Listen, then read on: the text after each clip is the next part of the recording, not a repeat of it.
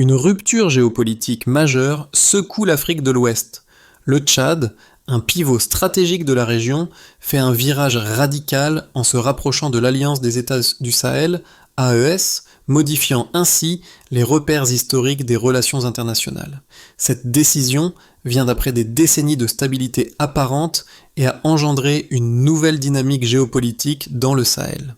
Au centre de cette évolution, Ibrahim Traoré, une voix émergente, soulève des interrogations profondes sur la nature des frontières en Afrique et leur impact sur la souveraineté régionale. Mais qu'implique ce changement pour l'avenir de cette zone en pleine recomposition ? Et comment cette réorientation affecte-t-elle les forces globales en jeu ? Le basculement stratégique du Tchad vers l'alliance des États du Sahel représente bien plus qu'un simple changement d'alliance. Il marque un tournant décisif dans la géopolitique de la région. Cette nouvelle orientation pourrait réécrire les règles de sécurité, d'économie et de coopération entre les pays du Sahel et leurs partenaires internationaux. Le Tchad, en réorientant ses priorités diplomatiques, cherche à renforcer sa souveraineté et à affirmer une autonomie décisionnelle face aux acteurs extérieurs. Dans un contexte régional marqué par des tensions croissantes et des menaces sécuritaires persistantes, cette décision s'accompagne de risques potentiels, mais aussi d'opportunités inédites.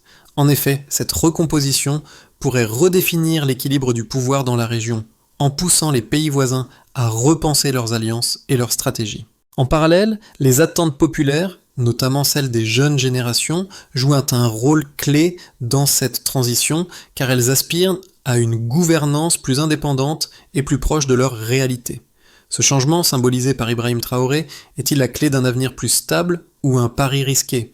Le Tchad, longtemps perçu comme un point d'ancrage central dans le Sahel, a récemment pris une décision qui remet en cause un alignement historique de plus de 60 ans. En rejoignant l'Alliance des États du Sahel, AES, il crée une nouvelle dynamique géopolitique qui pourrait redéfinir les relations entre les États de la région. Ce basculement est symbolisé par une déclaration d'Ibrahim Traoré, un acteur clé de cette transformation, qui remet en question les frontières considérées comme artificielles et réévalue la souveraineté des nations africaines. Mais qu'est-ce que cela signifie concrètement pour l'avenir du Sahel et pour les populations locales ? Le contexte de cette décision est d'abord marqué par des tensions croissantes dans la région, avec des enjeux de sécurité, d'économie et de gestion des ressources naturelles. Le Tchad, pays au cœur de cette zone stratégique, était auparavant un allié essentiel de puissances occidentales, notamment la France, dans la lutte contre le terrorisme et pour la stabilité régionale. Cependant, la situation a évolué, et des mouvements populaires croissants, qui exigent plus de souveraineté et de contrôle sur les ressources locales, ont poussé les dirigeants à réévaluer leurs relations extérieures. Dans ce contexte, la décision de rejoindre l'AES pourrait être perçue comme une volonté de rompre avec les anciennes alliances pour établir un partenariat régional plus autonome. Cette rupture, bien qu'elle apporte son lot d'incertitudes, pourrait offrir des opportunités inédites de réorganisation de la gouvernance régionale. En renforçant l'unité des pays du Sahel, notamment avec le Mali, le Burkina Faso et le Niger, l'AES pourrait jouer un rôle clé dans la définition de nouvelles stratégies de sécurité et de développement économique. Ce repositionnement stratégique intervient également alors que la région fait face à des défis multiples tels que les menaces terroristes, la gestion des frontières et les luttes internes pour la gouvernance. Ibrahim Traoré, par ses prises de position et son influence grandissante, représente ce changement de paradigme. Il incarne l'idée d'une souveraineté réaffirmée face aux anciennes puissances et aux frontières héritées du colonialisme. Sa voix porte dans un contexte où les décisions prises par les élites politiques résonnent directement avec les aspirations des populations locales, souvent négligées dans les processus décisionnels traditionnels.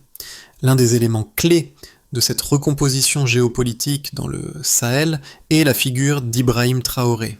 Jeune leader militaire du Burkina Faso, il a rapidement émergé comme une voix influente dans les discussions sur la souveraineté régionale et la réorientation stratégique de plusieurs pays du Sahel.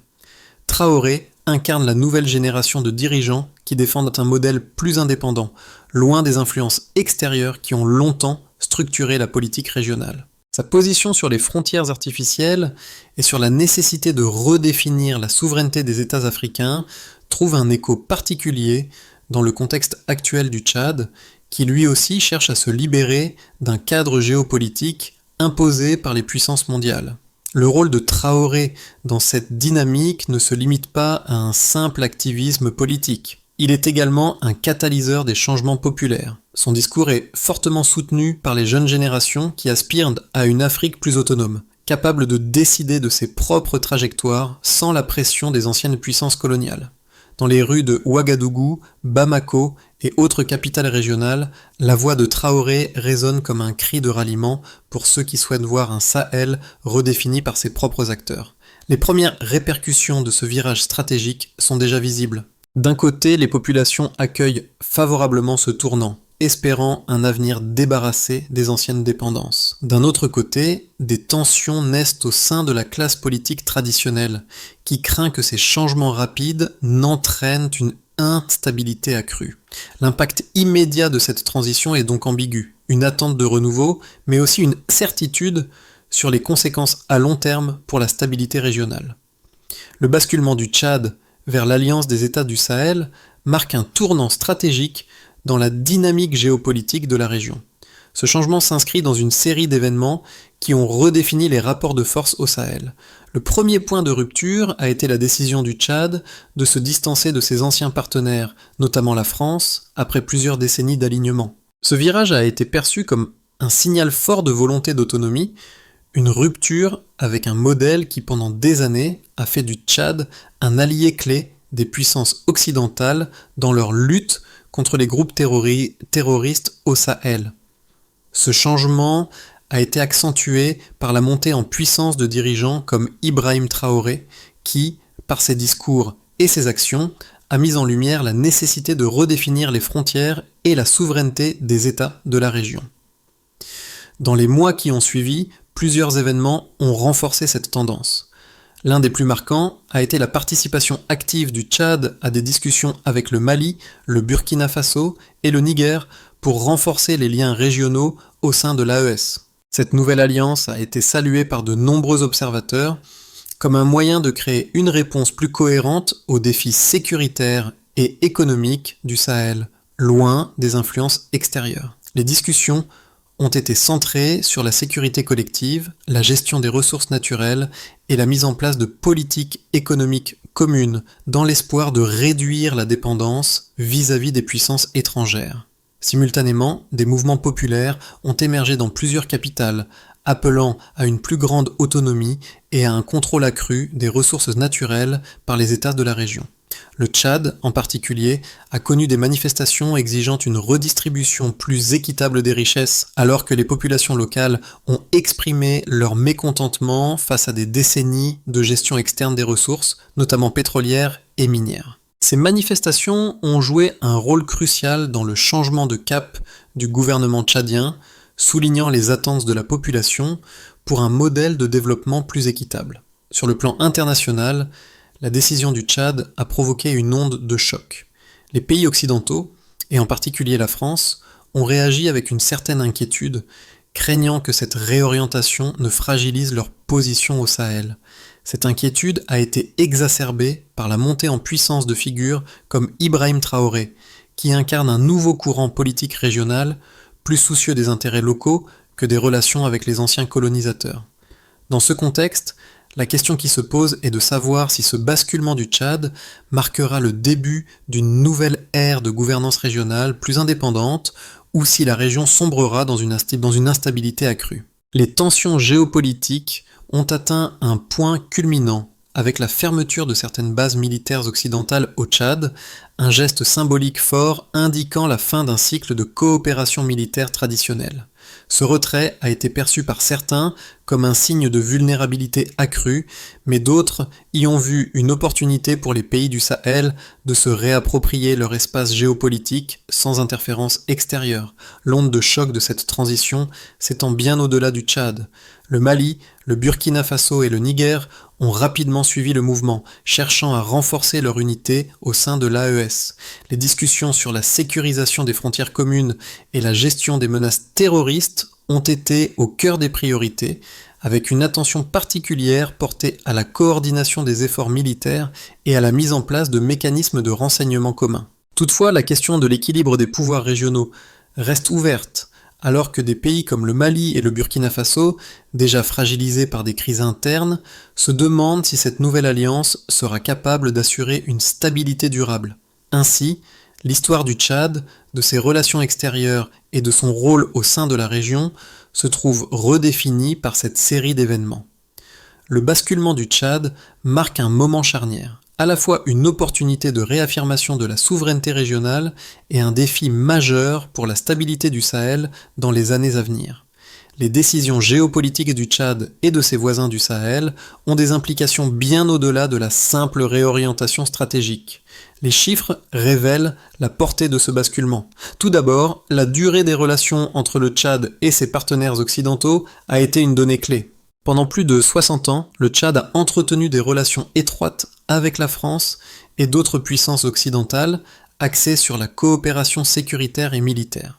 Cette longue période de collaboration a été marquée par la présence de bases militaires étrangères et des engagements constants dans la lutte contre le terrorisme et les groupes armés dans la région.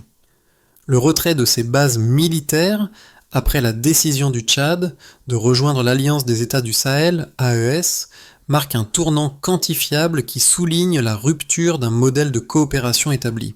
L'un des repères les plus significatifs a été la fermeture de plusieurs bases militaires françaises au Tchad, dont la fermeture de la base de N'Djamena, un symbole clé de l'influence militaire occidentale dans la région. Cette base, utilisée depuis les années 1980 pour soutenir des opérations contre les groupes extrémistes au Sahel, avait joué un rôle crucial dans les opérations de surveillance et de déploiement rapide de troupes. La fermeture de cette base et d'autres installations similaires marque une diminution tangible de l'influence militaire de l'Occident dans la région. Ce retrait affecte non seulement la capacité d'intervention rapide de ces puissances, mais il perturbe également les réseaux logistiques et de renseignement, en particulier ceux liés à la lutte contre les groupes terroristes opérant dans la région.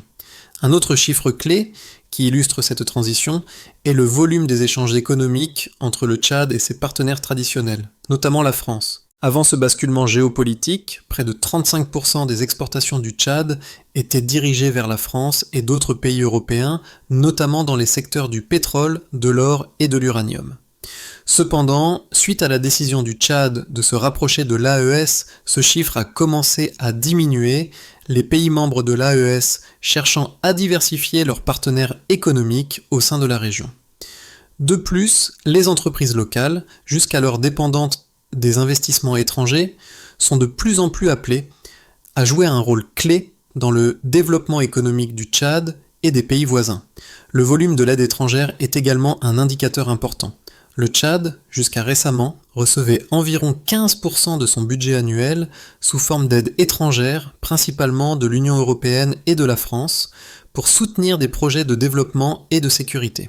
Cependant, cette aide a diminué de manière significative après la réorientation vers l'AES.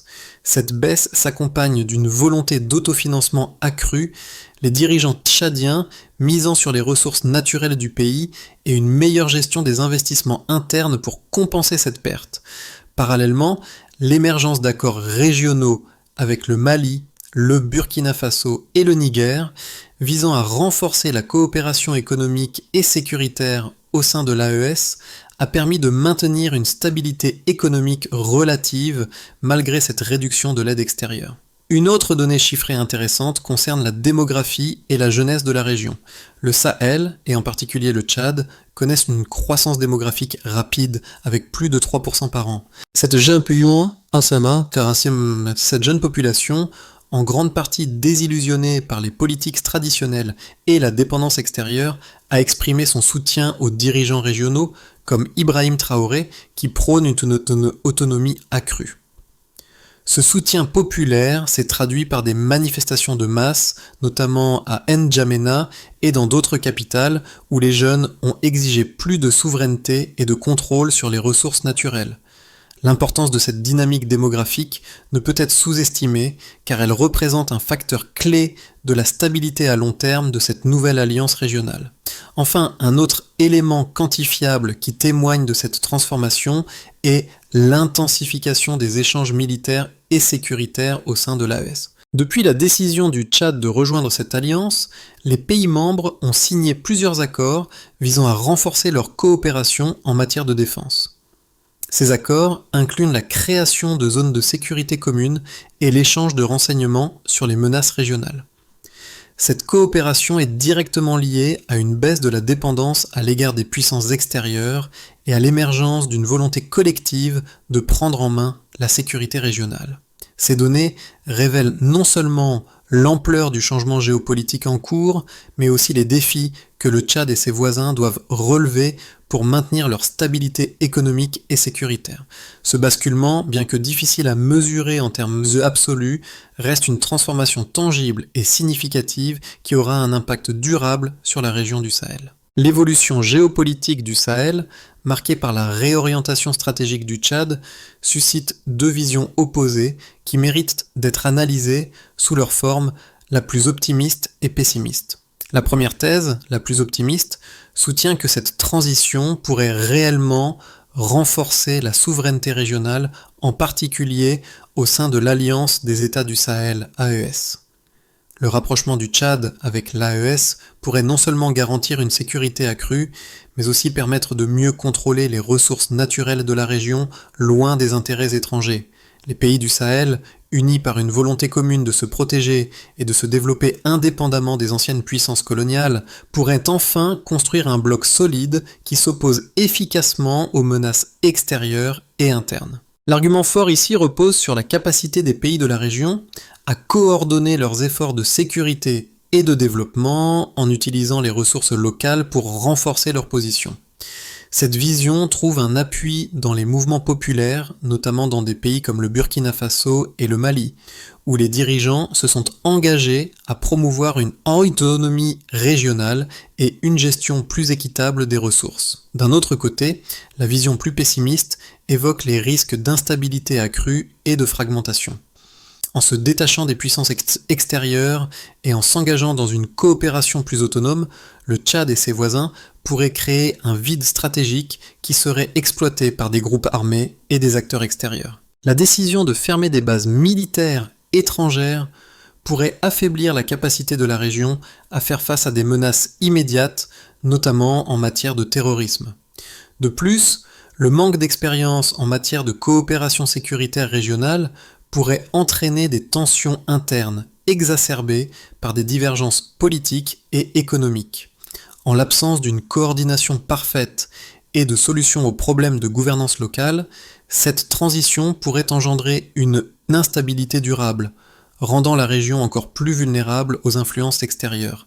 Ces deux thèses s'affrontent sur la question de la gestion de la souveraineté et des ressources, mais aussi sur la manière dont la région pourra surmonter les défis économiques et sécuritaires. La première thèse défend l'idée qu'une région plus unifiée et plus autonome est la clé d'un avenir stable, tandis que la seconde met en évidence les risques d'un vide stratégique qui pourrait compromettre les acquis de la région. La réalité se situe probablement entre ces deux extrêmes, avec des progrès dans certains domaines, mais aussi des obstacles importants à surmonter. Le véritable défi pour le Tchad et ses voisins réside dans leur capacité à maintenir l'équilibre entre souveraineté régionale et coopération internationale. Le basculement du Tchad vers l'AES représente un moment clé de cette dynamique, et le succès ou l'échec de cette transition dépendra en grande partie de la manière dont les acteurs régionaux parviendront à naviguer dans ces tensions et à construire une vision commune pour l'avenir du Sahel. La transformation géopolitique du Sahel atteint un tournant crucial. Ce n'est plus seulement une question d'alignement diplomatique ou militaire, c'est un changement de paradigme. Le Tchad, en rejoignant l'Alliance des États du Sahel, AES, a non seulement redéfini ses priorités stratégiques, mais a également jeté un pavé dans la mare des relations internationales. Au centre de ce basculement se trouve une question fondamentale. Comment les États de la région peuvent-ils gérer la transition vers une autonomie régionale tout en maintenant un équilibre délicat avec les puissances extérieures ? Les pays du Sahel, après cette décision du Tchad, se trouvent à un carrefour géopolitique. D'un côté, la promesse d'une plus grande souveraineté, d'un contrôle renforcé sur les ressources et d'une coopération régionale renforcée. De l'autre, les risques d'instabilité qui accompagnent souvent les transitions aussi abruptes. L'équilibre entre ces deux forces sera crucial pour déterminer l'avenir de la région. Mais ce qui frappe le plus dans cette transition, c'est l'émergence de nouvelles figures politiques, comme Ibrahim Traoré, qui incarnent cette volonté de transformation. Leur impact sur les décisions régionales et sur les attentes populaires pourrait bien être la clé de cette nouvelle dynamique. Le Sahel est-il sur le point de redéfinir son propre avenir, ou cette transition marquera-t-elle une nouvelle phase de turbulence? Le basculement stratégique du Tchad vers l'Alliance des États du Sahel, AES, a des répercussions profondes qui se manifestent à plusieurs niveaux, sur la sécurité régionale, les relations économiques, les perceptions locales et les équilibres géopolitiques. Cette décision de réorientation affecte non seulement le Tchad lui-même, mais aussi ses voisins immédiats, notamment le Mali, le Burkina Faso et le Niger. Sur le plan de la sécurité régionale, le premier impact visible de cette réorientation concerne la sécurité. La décision du Tchad de quitter certaines alliances occidentales, en particulier avec la France, a des implications immédiates pour la lutte contre le terrorisme. Le Tchad, qui a été un bastion de lutte contre les groupes djihadistes dans la région, voit ses capacités militaires redéfinies. Si le Tchad renforce ses liens au sein de l'AES, il pourrait améliorer la coordination militaire avec ses voisins, ce qui faciliterait une réponse régionale plus unifiée aux menaces. Cependant, la perte de bases militaires étrangères et de soutien logistique pourrait entraîner des défis opérationnels à court terme, augmentant la vulnérabilité des pays voisins. Sur le plan économique, la réorientation du Tchad pourrait entraîner une redistribution des flux commerciaux. Le Tchad, autrefois dépendant des échanges avec ses anciens partenaires occidentaux, pourrait désormais chercher à renforcer ses relations commerciales au sein de l'AES. Cela pourrait favoriser le développement des infrastructures régionales et l'accès aux ressources naturelles pour les pays membres.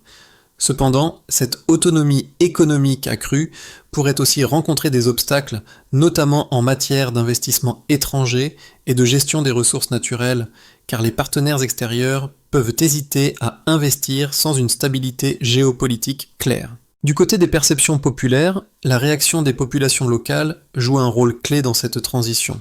Dans des pays comme le Mali, le Burkina Faso et le Niger, la décision du Tchad a suscité un fort soutien populaire, en particulier parmi les jeunes, qui aspirent à une plus grande souveraineté et à une redistribution des richesses. Les discours d'Ibrahim Traoré résonnent particulièrement dans ce contexte car il incarne cette volonté de réinventer le Sahel sous un nouveau modèle, loin des influences extérieures. Toutefois, il existe aussi des tensions internes dans ces pays, avec des groupes qui craignent que cette réorientation ne mène à une instabilité accrue, notamment dans les régions déjà affectées par les conflits.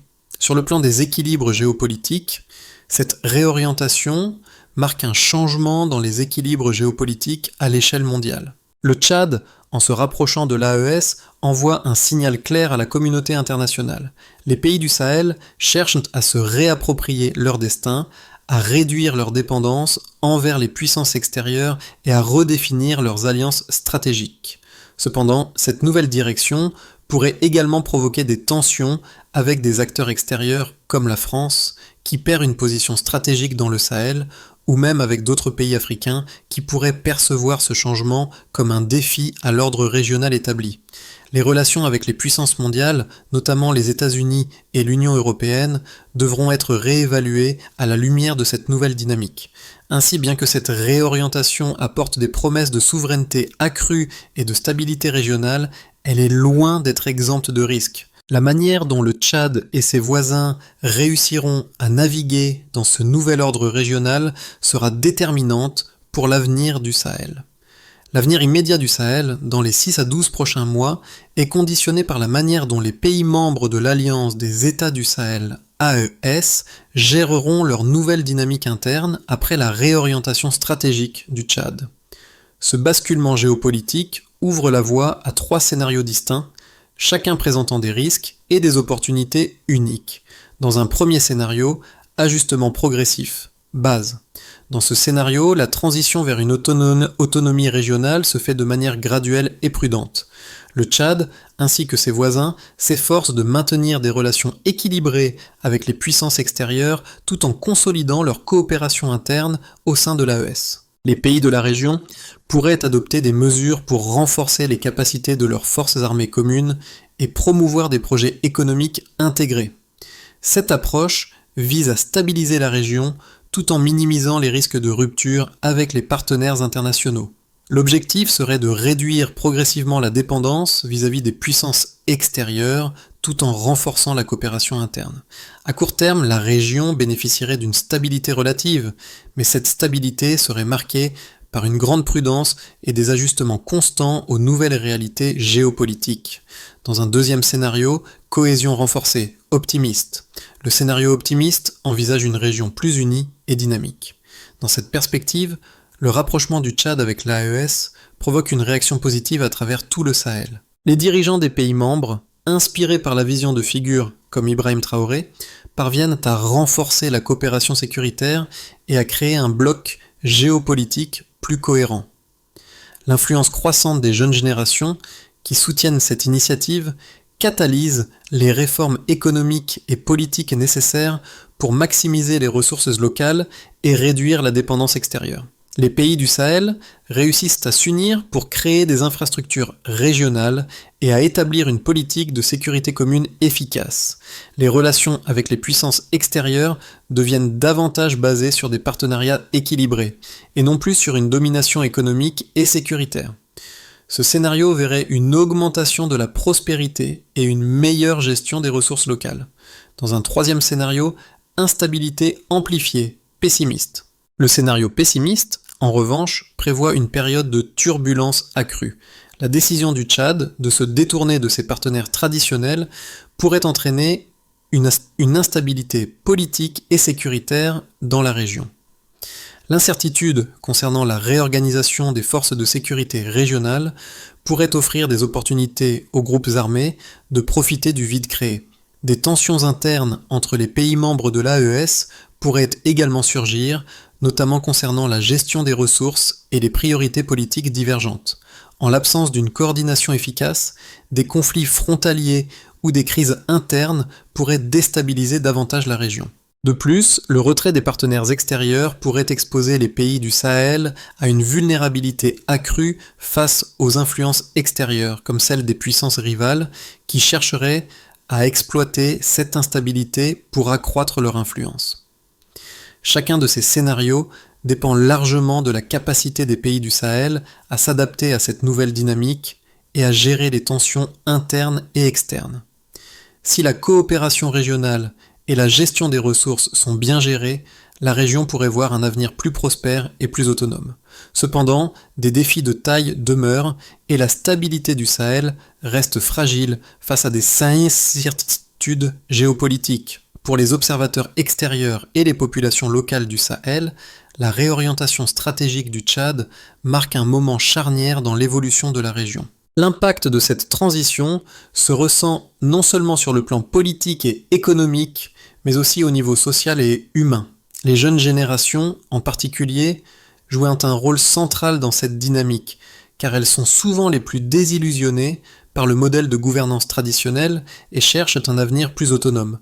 Le Sahel, avec sa jeunesse en forte croissance, voit un nombre croissant de jeunes militants et citoyens engagés qui demandent une plus grande souveraineté et une redistribution plus équitable des ressources. Ces jeunes, qui constituent une grande partie de la population, voient en la décision du Tchad une lueur d'espoir pour une région où la stabilité a toujours été précaire.